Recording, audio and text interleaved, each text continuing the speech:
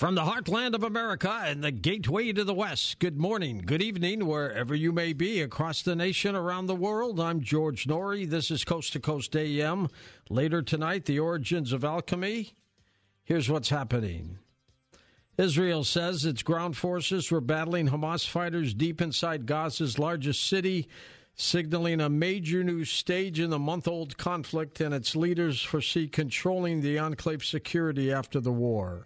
The push into Gaza City guarantees that the already staggering death toll will sadly rise further, while comments from Prime Minister Benjamin Netanyahu about controlling Gaza's security for an indefinite period pointed to the uncertain endgame of a war that Israel says will be long and difficult.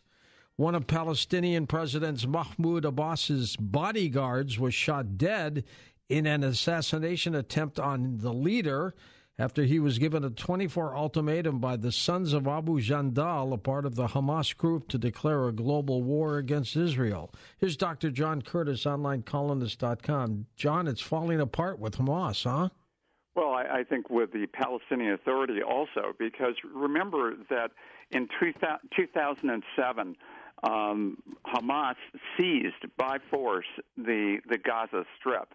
And you know the history over there. I mean, it's one of, when you have Khalid Mashal, who lives in Qatar, who's the former Hamas leader living in exile, who's worth $3 billion. And you have Ismail Haniyeh, who is a former Hamas leader, who's worth $4 billion. Jeez. And you have potentially $100 billion given over the last 15 years to the Gaza Strip by the Gulf states, the Arab Gulf states, and nothing's been spent on electricity generation. Nothing's been spent on developing desalination plants and water supply for the Gaza Strip. Nothing's been spent on telecommunications. It's all been spent on war making, building tunnels, and the utter fiction, myth, fantasy that they're going to destroy Israel. This is what these people hear on a daily basis. We're getting the Holy Land back. We're going to destroy Israel. And, George, if for no other reason, this Hamas group and responsible leadership, they have to go. And responsible leadership has to come in and help these poor people that are there that are suffering. Yes. And don't even know that they're suffering, really, because they've lived under this oppression, under this irresponsible, just reckless Hamas government, where a few of them are making millions off and billions off of, these poor people. And I just think right now that this war should be backed and supported by the UN, not because the Israelis are engaged in a genocide, which is absolutely nonsense. They've done everything surgically to spare civilians and provide humanitarian corridors. It's utter disinformation and propaganda coming from the Hamas Ministry of Health that says that 10,000 citizens, innocent children and women, have been slaughtered by the Israelis. Totally fake data. They have no proof for it other than simply whipping the global community up into a frenzy to get this war to stop. They need new leadership over there, and the sooner it happens, the better it is for the poor people of Gaza. And, John, we got to get Iran to stop financing this thing, too. Thank you. The last time America's housing market was this unaffordable, Ronald Reagan was in the White House. It now takes nearly 41% of the average household's monthly income to cover the principal and interest payments on an average price home, according to research. It comes at a time of uncomfortably high prices after a bout with the worst inflation in a generation.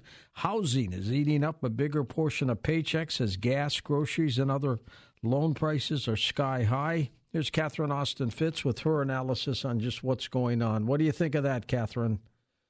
Well, it's a combination of things. First of all, George, it's the extraordinary injection and increases in the money supply engineered by the going direct reset by the New York Fed and the Fed banks. So a lot of this is just you're seeing the drop in the power of the dollar, in part because of the central bank inflation, but also because you're seeing people move away from the dollar globally. That's one.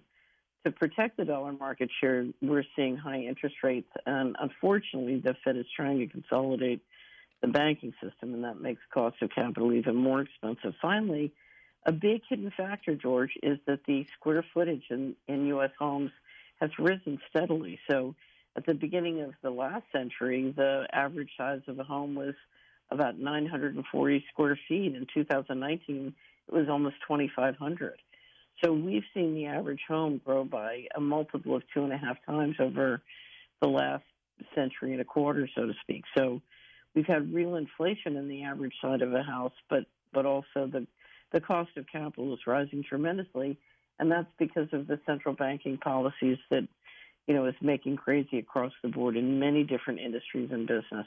Catherine, we've got a presidential election coming up next year. How much of a factor is the economy going to have in this? Oh, I think it's going to be phenomenally important. But the issue is going to be the increase of central control of the economy, and that's one of the big issues. I'm in Washington right now. We're having a meeting over at Capitol Hill on the push to defund and exit the WHO. I mean, we're literally watching a global coup through whether it's the central banks or the healthcare bureaucracies, to absolutely do surveillance and control your neighborhood, to be able to come into your neighborhood and say, oh, George, you have a pathogen in your septic tank. Yeah. Let me shut down your neighborhood and put you under quarantine, and the next thing you know, I pick up all your real estate cheap. I call the WHO Treaty the greatest real estate confiscation machine, ever proposed. So I think it's going to be really important, any candidate who wants to get anywhere, to be able to say they're not going to permit this global coup to engineer control of our neighborhoods and our businesses and our economies. We saw the pandemic destroy millions of great family enterprises. We can't let that happen again. No, we can't. Catherine's website, I'll spell it for you, solari.com. Thank you, Catherine. We'll talk to you in a few weeks. Up next, Jeff Tarrant joins us. His latest work, Becoming Psychic, Lessons from the Minds of Mediums, Healers, and Psychics. He's next on Coast to Coast AM. And welcome back to Coast. George Norrie with you. Doctor, PhD type. Jeff Tarrant is with us, founder and director of the Psychic Mind Science and the Neuro Meditation Institute of Eugene, Oregon. He is a licensed psychologist and board-certified in neurofeedback. He specializes in teaching clinical applications and research combining technology based on interventions with meditative states for improved mental health. Now, his research focuses on exploring brainwave changes that occur as a result of contemplative practices, technological interventions, non-ordinary states of consciousness, and psi-related abilities. Jeff, welcome to the program. How are you, sir? Hey, I'm great. Thanks so much for having me. I'm looking forward to this. And great book, by the way, Becoming Psychic. I received it a couple weeks ago, and it's you did a great job on it. Thank you. I appreciate that. Tell me more about you. Well, my background, my professional background is as a counseling psychologist. But pretty early in my career, I got involved with neurofeedback, brain imaging, quantitative EEG type work, and using sort of biofeedback and those kinds of technologies to nudge the nervous system for mental wellness. And so, that in addition to kind of some of my other training in meditation practices and healing practices really kind of, I think, formed the basis for getting into this work of starting to monitor and measure the brainwave activity of different interesting states of consciousness. Did you ever think you would be a believer in the psychic realm?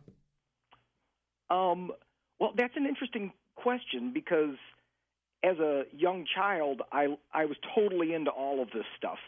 Aliens and UFOs and Bigfoot and, Uri Geller bending spoons. Yep, you're our kind of listener, by the way.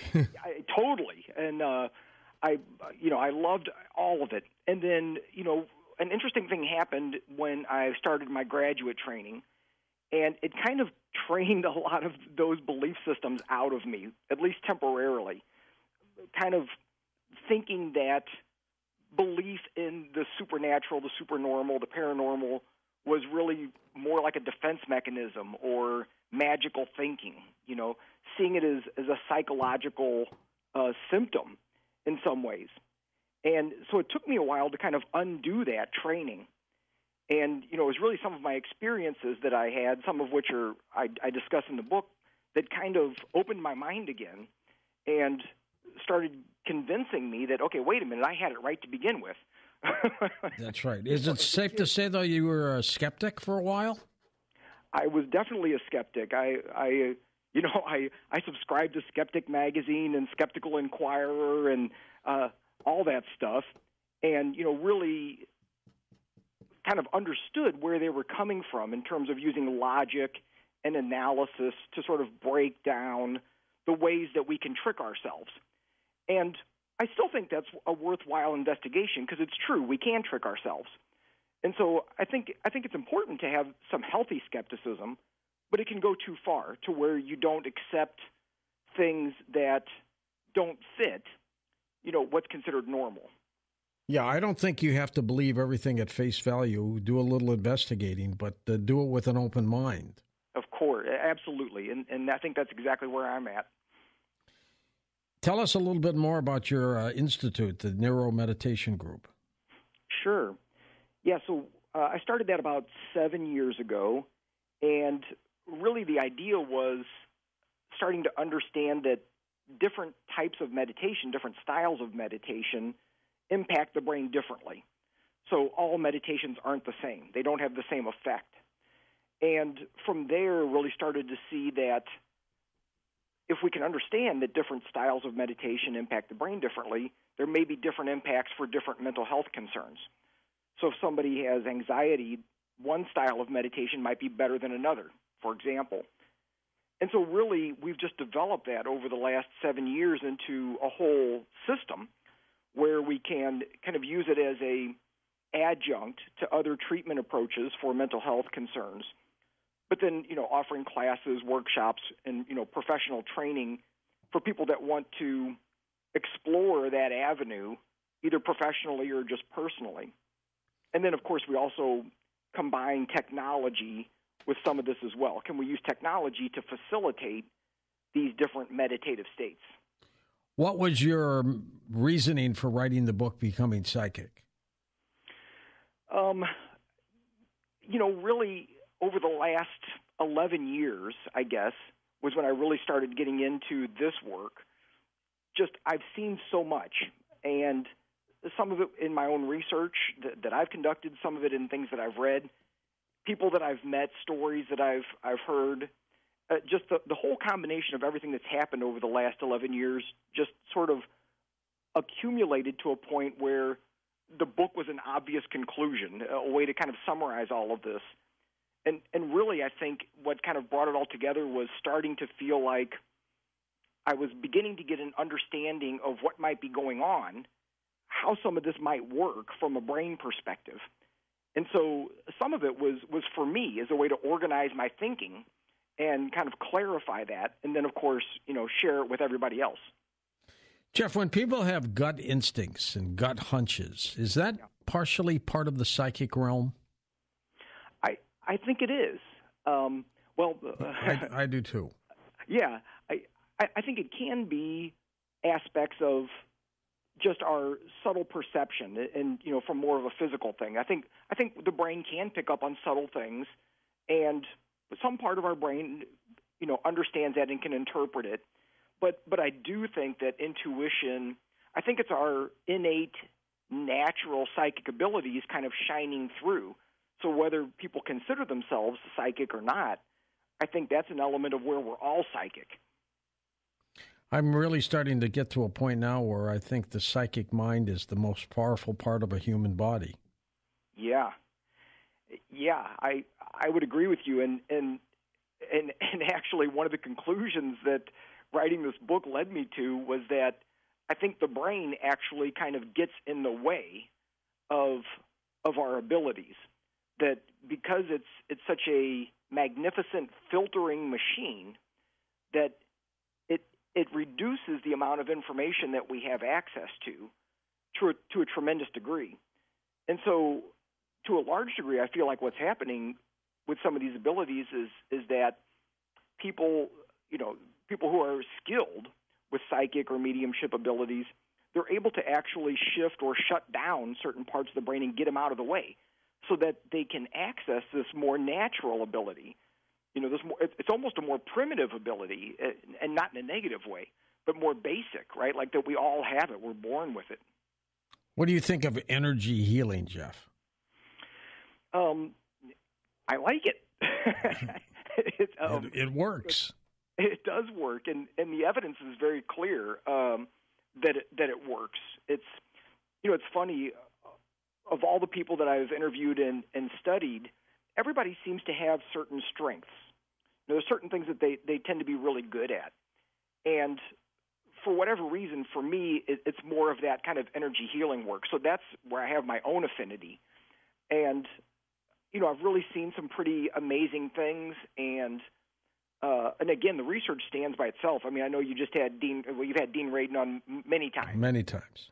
And, some of the research that he's conducted, but then also summarized in his books, lays it out very clearly that you can't argue with it when you look at the data. Jeff, give us a story that helped convince you even more that the paranormal world, the psychic world exists. Sure, yeah. I've got a couple that really stand out, kind of the big ones, and one of them is fairly recent, actually. I was invited to do some brain imaging research with kids who are autistic and nonverbal. Okay. And this is actually research that was originated by Dr. Diane Powell. She wrote the book, The ESP Enigma. Right. And, she's worked with autistic individuals for a long time and looking at savant abilities. And some of these people claim to have telepathic abilities, particularly with their primary caregiver, usually the mother. And so Diane asked me if I would be interested in doing some of the brain mapping on a couple of these individuals. And so far I've got to work with 3 of them. And what I saw was just unbelievable. It blew my mind because in all 3 instances, the kids that I saw, kids and adults, they were 100% accurate with, it didn't matter what task we gave them. If we showed the mom, 4 random digits, the kid could immediately identify those on the letterboard. So they're nonverbal, but they can communicate by pointing to numbers and letters on a board. Yeah. Or we could grab a book off the bookshelf randomly, open it to a page, point to a word, show it to the mom, and then the kid would spell it perfectly. Wow. It's just one task after another, for hours. And I've never seen anything like that. I've seen some cool things, but when you see somebody be 100% perfect at telepathy, once you see that, it's kind of like, okay, I'm in. Where do you go from there? Was it happening with most of the kids you were working with, or just one? No, well, so far I've been able to work with 3 of these individuals, and 2 of them are adults, and one is a child, and all 3 of them were 100% perfect with their primary caregiver. Some of them were 100% perfect. It didn't matter who it was, but the other 2, it seemed to be more consistent with, with their mom. So far, I've only been able to see. I've been able to work with 3 of these individuals who all demonstrate the same thing. How do you explain it? Well, I think one of the things Diane talks about that I think makes a lot of sense is that perhaps it's the fact that they haven't developed oral language that seems to help, because of course that's all left hemisphere activity. Is it like a blind person has a very acute hearing, for example? Could be. I think part of what it is, though, is that because they're not using words to to describe their world, that it allows them a more pure access. Hold on, Jeff. We're at a break. We'll come back and pick it up right there. Dr. Jeff Tarrant with us. The name of his book, Becoming Psychic. And welcome back, George Norrie, Dr. Jeff Tarrant. His book is called Becoming Psychic. We'll take calls next hour with Jeff, so get ready for that. Jeff, it's amazing how the psychic realm works. Do you believe that we all have this ability? We may not be good at it, but we all have it?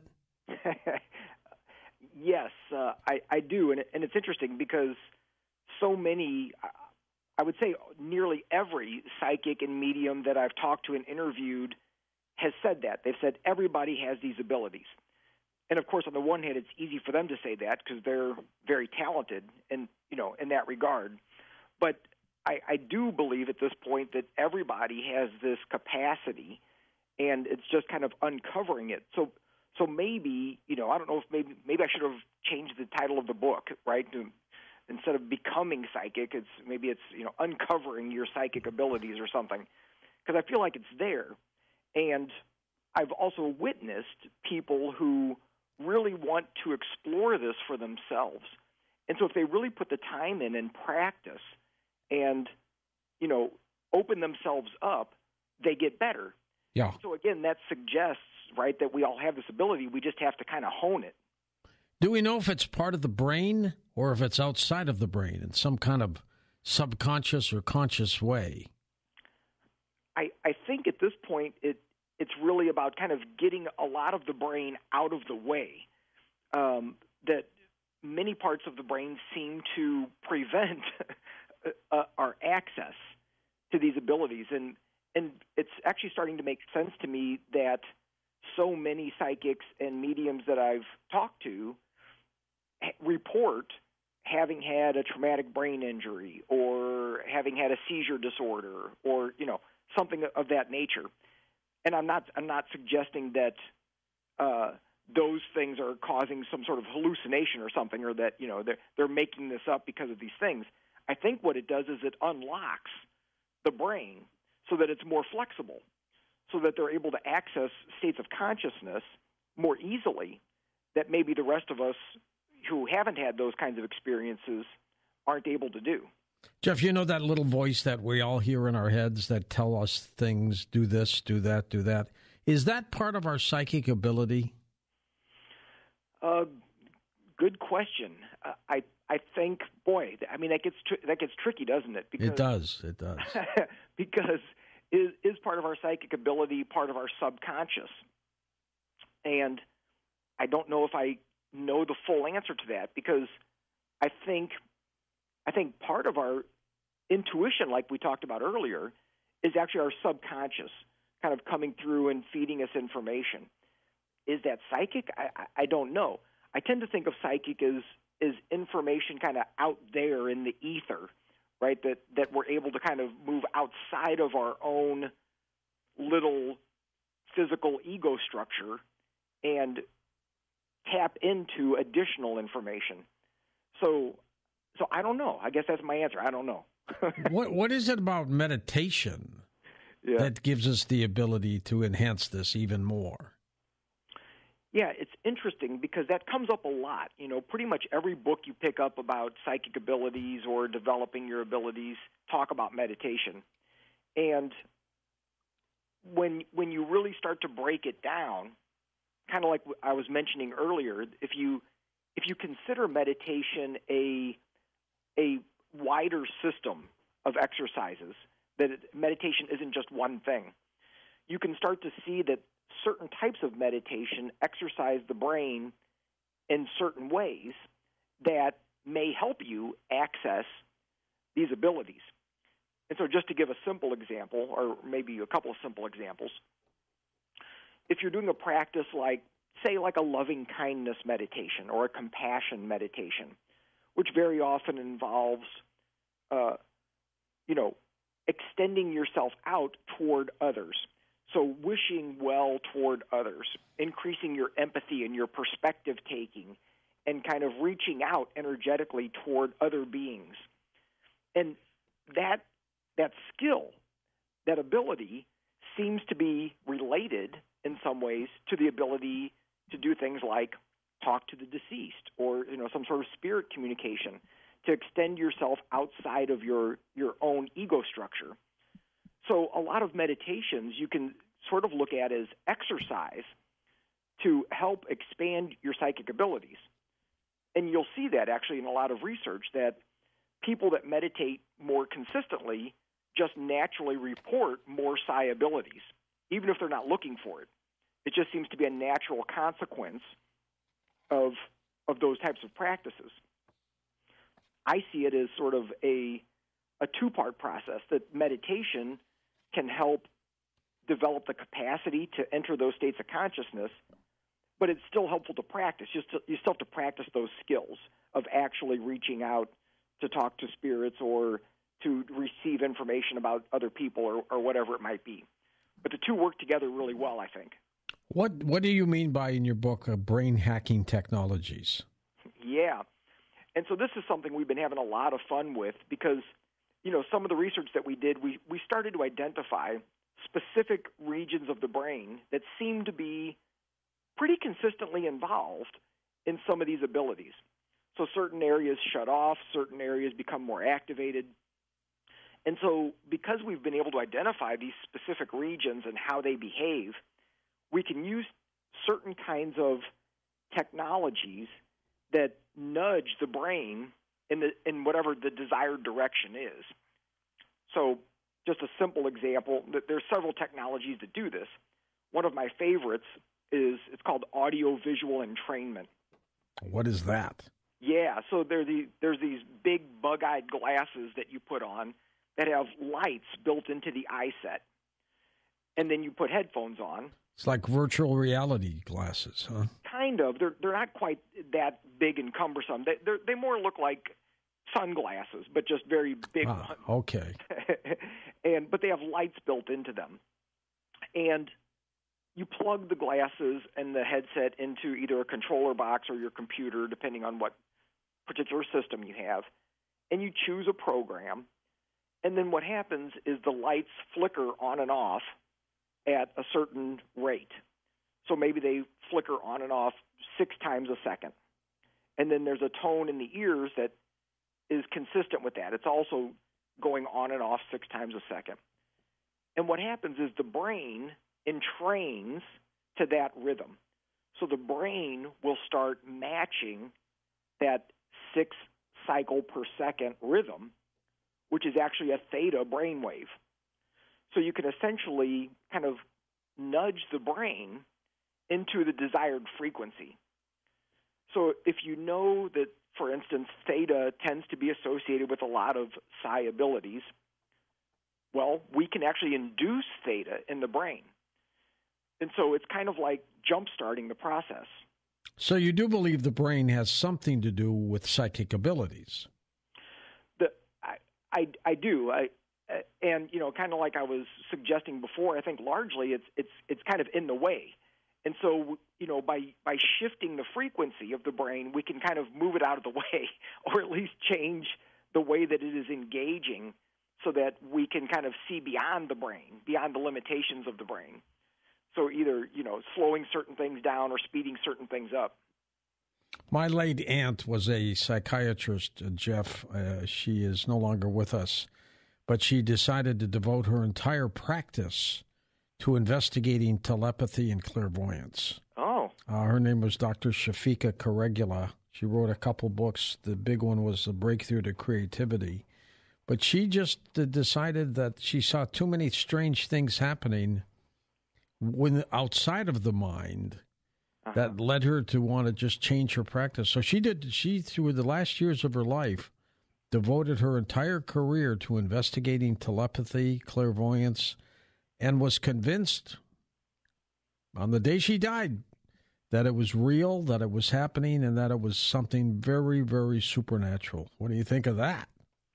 Yeah, that's awesome. And I love hearing stories about, psychiatrists, psychologists, neuroscientists, doctors that put themselves out into this world because, it is real. and most of your guests are on track with this, right? That this is happening, and don't we want to understand it? Don't we want to explore this? Isn't that what science is about? And it seems like so much of traditional science kind of already has their mind made up that none of this is real, and so there's no point looking at it. And to me, that's the opposite of science. It's like if there's something unusual happening, if there's something supernatural that people report over and over and over again, shouldn't we look at that? Shouldn't we try to understand what's going on? To me, that just makes sense. I think that is science. Do you find that successful people use their psychic abilities in their day-to-day life to do whatever they do? I do. Yeah. I think successful people are very intuitive. They have great psychic abilities, and they tap into something that gives them this incredible ability. Now, I don't know what happened to Elon Musk with that decision to buy Twitter, which he bought for $44 billion. Now it's worth like $19 billion. Yeah. I mean, something somewhere went awry as far as I'm concerned. But I do believe the guy probably was very psychic and intuitive when he did what he did. Yeah, it's a really interesting point, and I think it makes a lot of sense because some of the people who are really highly successful, when you watch them, it just seems like things happen easily for them. And I know that's not always the case, but they're in some sort of a flow state, and that has to involve some high level of intuition, right? That you just sort of know what to do. And so I think that makes a lot of sense. I had a friend of mine, older guy, worked at a restaurant in Los Angeles. He's passed on now. And he would talk to me about metaphysical things every time I'd go in there before the show when I was in L.A. back and forth. And he would tell me stories about how he'd always lose at casinos and stuff. And one day I told him, because we have a numerologist who comes on the program quite often, Glynis McCants, and she loves the letter 8. And she says if you put the number 8 in your wallet or purse, you're going to get money when you don't expect it. So I told him, I says, the next time you go to a casino, draw an 8 on a little piece of paper, put it in your wallet, and go to the casino and do what you do. He played slots. That's what he liked. Uh-huh. Well, he did. He comes back the next day and tells me he made $8,000. He was ecstatic about it. And I told him, though, I says, and his name was George also. I said, George, you got to be careful. Karma will backfire on you. Just be happy with what you have. He said, I'm going back again next weekend. I'm going to win again. I said, be careful. He came back. He went out there, came back the next weekend. I saw him again. His face was about a mile deep. And I said, what's wrong? And he went, I lost it all. There's something about karma that you have to add into this, don't you? Yeah, it's interesting. I mean, we kind of don't know how this all works, but it does seem like there's some sort of balance that has to happen. And so, yeah, especially when I think we're getting into sort of manifesting things, which is a little outside of my territory. But, yeah, it makes sense that if you're kind of reaching out into the universe and kind of asking for something, there has to be a payback, right, or some sort of payoff, some sort of balance in the system. Yep. Absolutely. You have what you call technology-assisted psychic exploration. It's a class. What is that? Yeah, well, while I was working on the book, I just kind of had this idea that it would be kind of an experiment to offer kind of an online class for 4 weeks. And what we did as part of the class was everybody got a set of those glasses I was talking about earlier, the audio-visual entrainment glasses. Okay. So we shipped them out to everybody, so everybody has a set of glasses. And so then each week of the class, we would talk about some of the brain science related to psychics and mediumship, talk about the brain waves, explore some of that, some of the left brain science-y stuff. And then I would introduce them to one of the specific protocols with the audio-visual entrainment. So maybe it was the theta protocol, or maybe it was gamma brainwaves, or we can do things where the left hemisphere gets one frequency and the right hemisphere gets a different frequency. So there's all kinds of things we can do.